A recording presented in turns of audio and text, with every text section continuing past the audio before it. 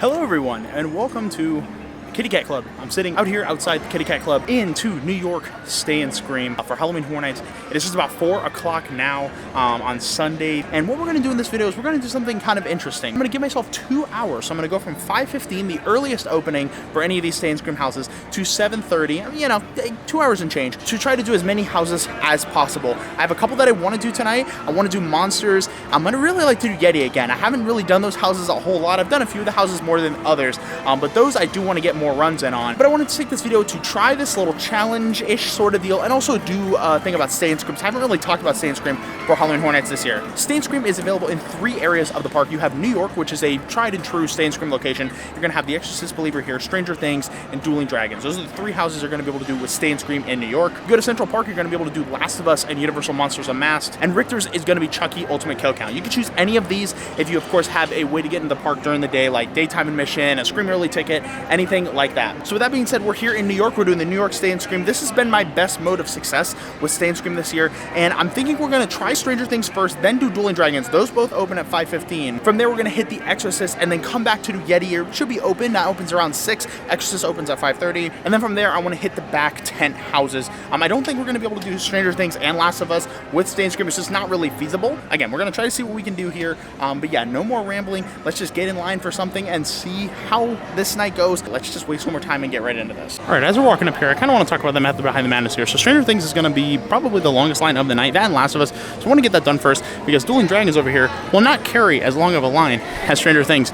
There are already people getting food, which is a very smart option if you're doing Stay and Scream. But yeah, doing Stranger Things as quick as possible, getting that done, because that's a big one. That one is not going to go down. Dueling Dragons takes a while to sort of get the line up. We're heading over to see what the Stranger Things Stay and Scream looks like, assessing the damage. I hope it's not that bad.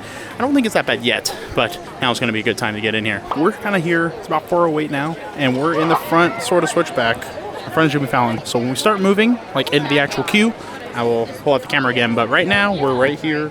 So see y'all in about an hour. And we're now moving officially. We're in the front switchback, and now we're going to go get officially in line, and let's see how long this takes once 5:15 actually hits. All right, it's go time.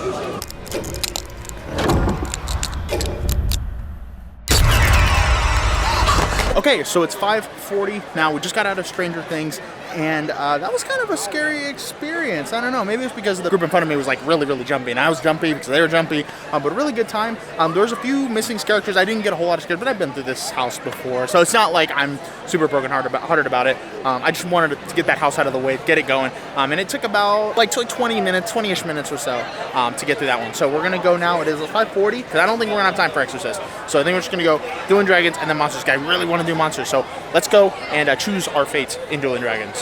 It's kind of hard to see from here, but Stranger Things is now posted at a 65, so good thing we did it at when we did, I guess, because now Dueling Dragons, again, it's hard to see, but only is a 15-minute wait.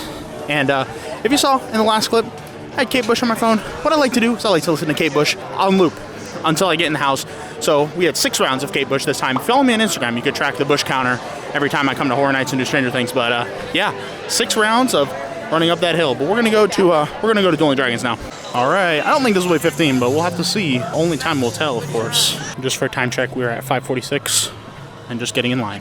This is the castle of Merlinwood Forest, the site of a powerful battle between 2 fearsome dueling dragons. All right, it's about 6 o'clock now, so that took about, what, 15 minutes at the most after we've been done with the house. So we're gonna go hit Yeti. It's only 5 minutes. All right, so it looks like before my very eyes, it has now turned to 25 minutes, but we're kind of stuck here until 6:30. So we're gonna hop on the standby for Yeti, 25 minutes. Hopefully it doesn't cut too much into our time, but you know, it is what it is. And just for a time check, it is 6:08, and we are hitting, once again, the New York Public Library. So it says 25 minutes, 6:08, should put us around like 6:40-ish.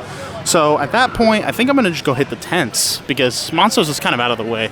So I'm gonna then go hit the tents and see. Hopefully this isn't 25, hopefully it's a little overestimating, but again, we'll have to see. When the credits roll, heads roll. Honor Cinema Horror Marathon, coming soon. All right, it is 6:45. We just got done with Yeti. Horror Park is open now, so we're gonna head to the tents. I want to do Dr. Oddfellows and Darkest Steel, and then probably try to round out with Universal Monsters, being the last one, because that's like the furthest away from anything. So I guess we'll talk about Yeti and Dueling Dragons. Dueling Dragons has been getting better with every run. The first run, I wasn't like a big fan, more of the effects and sets than like the scares, but they really are starting to bring it in there. And with Yeti too. Yeti, they don't mess around in there. Like if you're someone who gets like really scared by like closeness and aggression like that, this might be the most aggressive house of the year. I don't know, Exorcist is probably up there, but Yeti is also very aggressive. So, but it's fun. It's a fun house. I did smell like a chocolate smell, which is really cute, really fun. A little longer than I wanted to, but you know, it'll be what it'll be. It's not that late, so we still have like a little under an hour to complete the challenge. But yeah, let's head into Shipyard 32 because we got to do that to get to Oddfellow.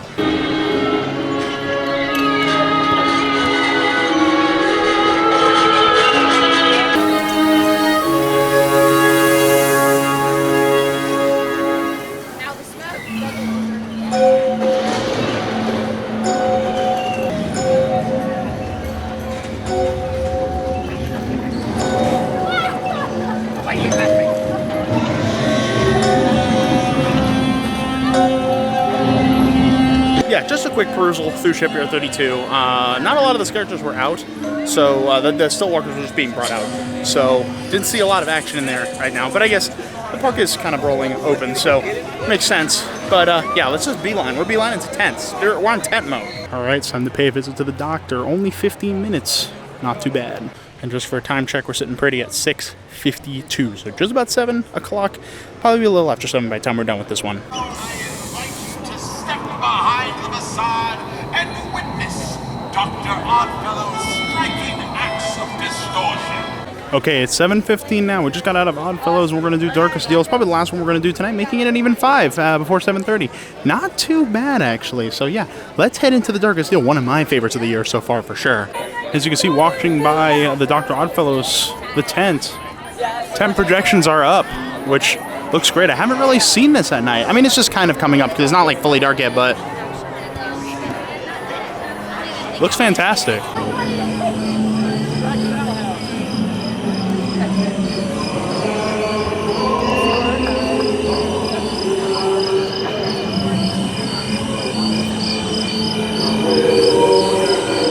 Okay, so I pulled off over here by SpongeBob.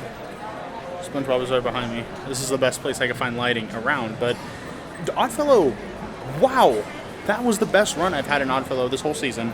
I had some amazing scares. Dr. Oddfellow tipped his hat off to me, which, you know what that means. You know, I'm the Oddfellow aficionado, so that's like the seal of approval. That's like Oddfellow telling me, like, you're doing good work. So I very much appreciated that. But yeah, all the characters were on their A game. I mean, they always are, but right? But like this one, they were especially aggressive, especially in your face. Like, it was awesome. I love that house so much. I love it more and more every time I go through it. It is one of my favorite houses of the year. And then Darkest Deal, great as always. Love the smell in that house. Love the aggression of the actors. And yeah, just some great houses. We're at about 7:45, 7:50. So obviously we have wrapped up. It's been almost, what, 3 hours since we started. We were able to do 5 houses with Stay and Scream, which is not bad. Half of the lineup was Stay and Scream. Now granted, I wasn't doing like The Last of Us, Chucky, Universal Monsters, like the big IP houses. I was more doing like the smaller originals, like the tents and stuff like that, but still not bad. Not bad for 2-ish hours, like 2.5 hours almost here. So I don't want to end the video right here because I feel like I haven't really shown anything. I've just been kind of like, I'm going in here, I'm coming out here, I'm going in here, I'm going out here. So, and I want to try some food, I want to do some scare zones. So we're going to do that. Yeah, let's just see where the night takes us. If you want to stick around, if you wanted to see the Stay and Scream experiment, there it is, 5 houses. It was able to be done. I'm sure had the Yeti line not been as intense, I would have been able to do more. But you know what? It is what it is. 5 houses is not bad. But let's just see what other nonsense, what other mischief we can get up to at HHN tonight. And hey, since I'm in the neighborhood, it's only 45 minutes, let's do Universal Monsters Unmasked. I've been wanting to do this one all night, and I think it's time to finally do it. Oh yeah, last time I was in here, this whole thing was full. This doesn't look too bad. Now, we haven't seen what it looks like outside of ET, but right now, it's okay, monsters. And here's where the fun ends.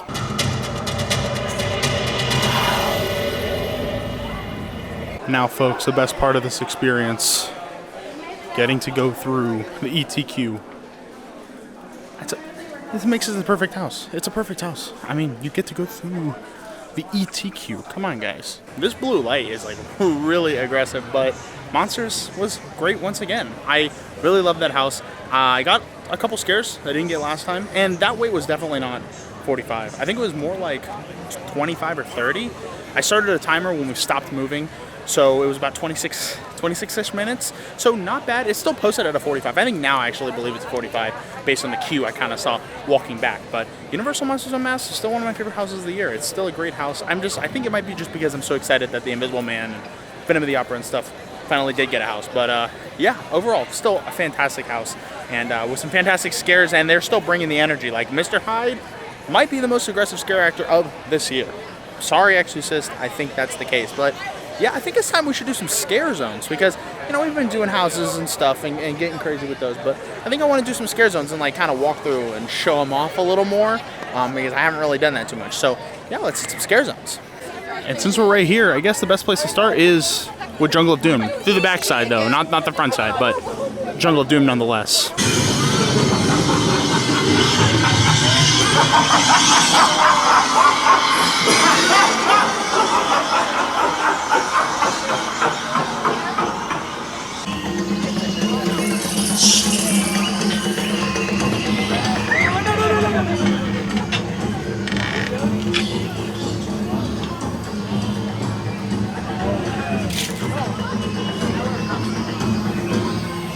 It is said that those who harness the power of the skull possess the ability to create new life.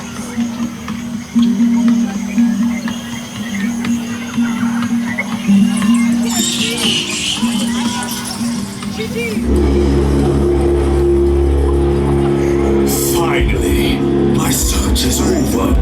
I feel the power of the glowing skull of souls surging through my veins and giving me what I so crave. Immortality!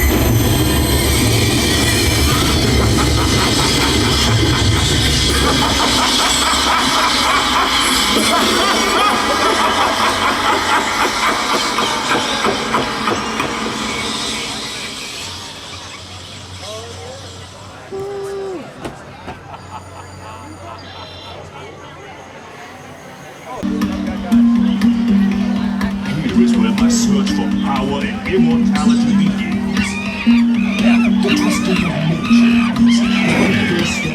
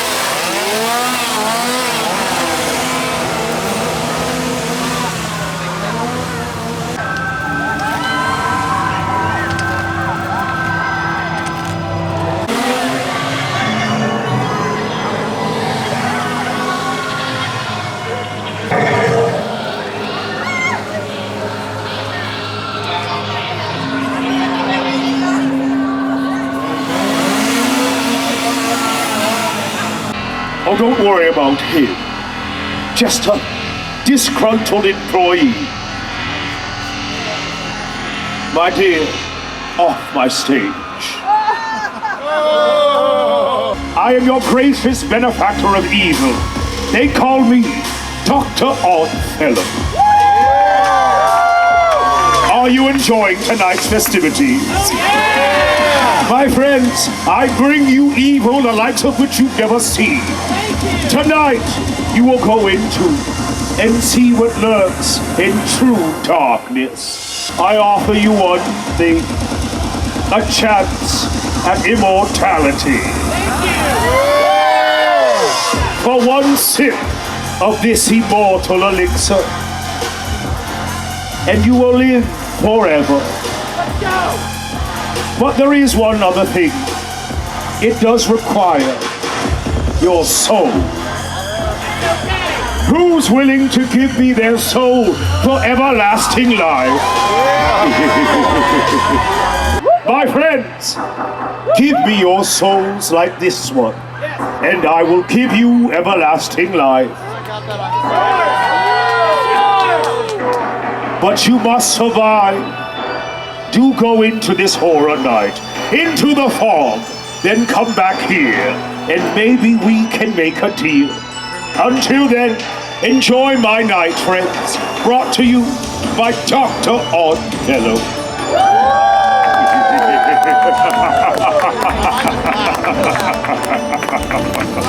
It's so weird to just be traveling this road without a scare zone. It's like there's no one here. And it feels like that whole Oddfellow scare zone was just open. It didn't seem like there were many actors, so I didn't get a whole bunch of footage. But I did get my picture with Dr. Oddfellow for the first and probably only time this season, which can't complain about that. And when I was talking about mischief and nonsense, of course, I mean, let's get some food at Halloween Horror Nights. And I want to try something here at the Stellar Bar that I've been waiting to try. And when I talk about something strange, I'm talking about the Hellfire Club. This is from the Stellar Bar. It's like $13. This has got like jalapenos and pineapple chutney. I'm gonna put it on the screen. I can't tell you exactly what's in it, but yeah, this looks kind of crazy right here. It's my most anticipated food item of this year, and I have not gotten it yet, so let's see how this thing is. Okay, let's see. Wow, that's really good. That's really good. Not getting jalapenos really, but there's a lot here for $13, so not a bad pick, honestly. Yeah, pretty good time. Okay, so I want to talk a little more about the Hellfire Club because I'm not a good food reviewer. Okay, I don't review food on here, but it was really good. I like the pineapple flavors. Didn't really get a whole lot of jalapeno. I know that was kind of the whole thing, like the Hellfire, but I didn't really get that. But I did get lots of turkey.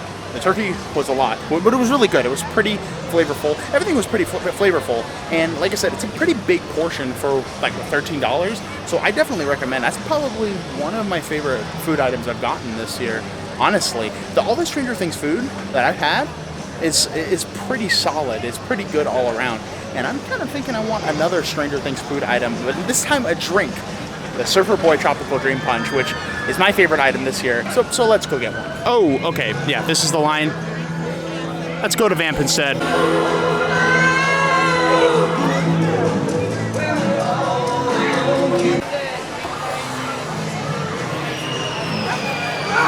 Doing great up there.